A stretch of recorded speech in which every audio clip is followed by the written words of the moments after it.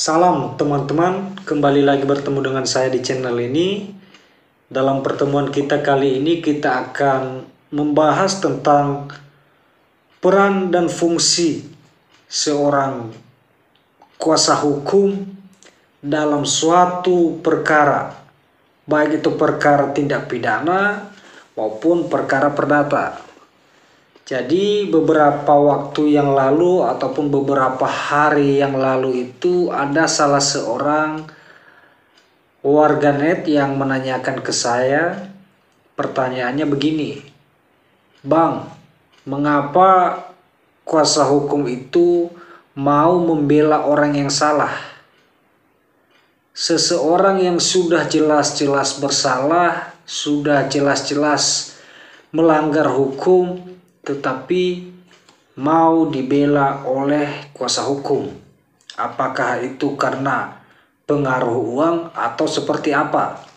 Nah, di sini saya ingin mengajak teman-teman, ingin mengajak Bapak, Ibu, saudara-saudara semua untuk meluruskan pandangan seperti ini. Jadi perlu kita ketahui bahwa secara umum peran seorang kuasa hukum dalam suatu perkara adalah menjadi penyeimbang antara penegak hukum dengan para pihak. Jadi peran seorang kuasa hukum ini adalah menempatkan suatu aturan hukum itu di tempat yang sebagaimana mestinya. Apabila ada kesalahan dalam sistem penegakan hukum, maka disinilah peran seorang kuasa hukum itu untuk meluruskan hal demikian. Nah, yang jadi pertanyaannya adalah apakah seorang kuasa hukum ini salah ketika membela orang yang bersalah, yang sudah benar-benar terbukti bersalah? Itu sebenarnya tidak.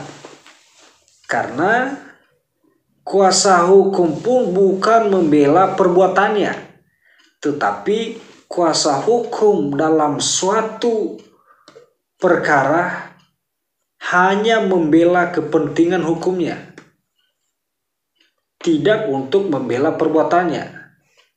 Jadi kalau seorang kuasa hukum mendampingi ataupun memberikan bantuan hukum terhadap orang yang bersalah dan sudah dinyatakan melanggar hukum, itu tidak salah dan itu sah-sah saja.